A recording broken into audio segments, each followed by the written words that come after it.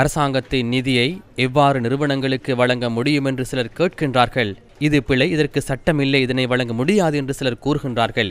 இந்த அப்பாவி தோட்ட தொழிலாளர்களுக்கு வழங்கும் 200 ரூபாவை தடுக்க எடுக்கும் முயற்சியை சபையில் நாங்கள் காணக்கூடியதாக இருக்கின்றது. தோட்ட தொழிலாளர்களுக்கு வழங்காமல் நிறுவனங்களுக்கு வழங்குவது சிறந்தது என பாராளுமன்றத்தில் அன்று பாராளுமன்ற உறுப்பினர் நாமல் ராஜபக்சவும் கூறினார். ஆம், அவர்கள் நிறுவனங்களுக்கு தான் வழங்கினார்கள். அந்த நீல இலை ஆட்சி செய்யும் பொழுது எமது அமைச்சில் முன்னிருந்த அமைச்சர்களுக்கு உலக வங்கியினால் கடனுதவி கிடைத்தது. அந்த நிதியில் ASM என்ற வேலை திட்டத்தை கொண்டு வந்தார்கள். அந்த வேலை திட்டத்தின் ஊடாக பெருந்தோட்ட அபிவிருத்திக்கு நிதி வழங்கப்பட்டது. நாங்கள் இன்னும் உலக வங்கிக்கு அந்த கடனை செலுத்துகின்றோம். ஆனால் கொடுத்தவர்களுக்கு பிரதான முறையில் கொடுத்தார்கள். அனோமா எக்ஸ்ரோ பென் ஃபேக்ட்ரஸ் என்ற கம்பெனிக்கு வழங்கியிருந்தார்கள். இது முன்னாள் ஆரம்ப கைத்தொழில் அமைச்சர் தயா கமகேவியின் மனைவி நிறுவனமாகும்.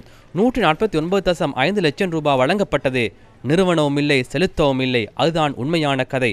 முன்னாள் அமைச்சின் செயலாளர் பந்துல விக்ரமாரச்சியின் மகனுக்கு 83 லட்சம் ரூபாய் வழங்கப்பட்டது. அதாவது தயா கமகே அமைச்சரின் செயலாளர் அஷாஷி கன்ஸ்ட்ரக்ஷன் பிரைவேட் லிமிடெட் ரோஷான் ரணசிங்கவின் மனைவி. அவரது நிறுவனத்துக்கு 180 லட்சம் ரூபாய் வழங்கப்பட்டுள்ளது. முன்னாள் கடற்படை தளபதி வசந்த கரநாகடவுக்கு 180 லட்சம். லக்டமா என்டன் பெல் என்ற நிறுவனம் யாருடையது? இது உங்கள் கட்சியின் லக்ஷ்மண் செனவிரத்னவின் மகன் DGPA செனவிரத்னவுக்கு 375 லட்சம் ரூபாய் வழங்கப்பட்டுள்ளது. சுகத என்டர்பிரைசஸ் யார் உரிமையாளர்? AWK பந்துல. அவர் யார்? மஹிந்த அமரவீரவின் சகோதரர். அவருக்கு 481 லட்சம் ரூபாய் வழங்கப்பட்டுள்ளது. அப்பாவி தொழிலாளர்களுக்கு 200 ரூபாய் வழங்கும் பொழுது இவர்களுக்கு வருத்தம். இவர்கள் திருடர்கள் என்று கூறிக்கொண்டு எந்த திருடரையும் கைது செய்யவில்லை. திருடன் திருடன் என்று கூறினாலும் வழங்கிய தண்டனையும் இல்லை.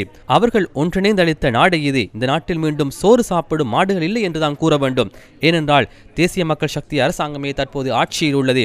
இந்த வருடம் 6ஆம் மாதம் உலக வங்கியிலிருந்து கடிதம் ஒன்று வந்தது. அந்த தொகையை செலுத்த கால அவகாசம் வழங்க முடியாது என்று உலக வங்கி கூறியிருந்தது. எனவே நான் கையொப்பமிட்டு அமைச்சரவை பத்திரம் ஒன்றை தாக்கல் செய்தேன். 2025 6ஆம் மாதம் 30ஆம் தேதி $5,08,863 திரேசிலிருந்து ஒதுக்குமாறு அமைச்சரவை பத்திரம் தாக்கல் செய்தேன். அன்று அரசியல்வாதிகள் எடுத்த பணத்தையே இன்று செலுத்த வேண்டியுள்ளது. அவர்களின் பணத்தை நாம் செலுத்துகின்றோம்.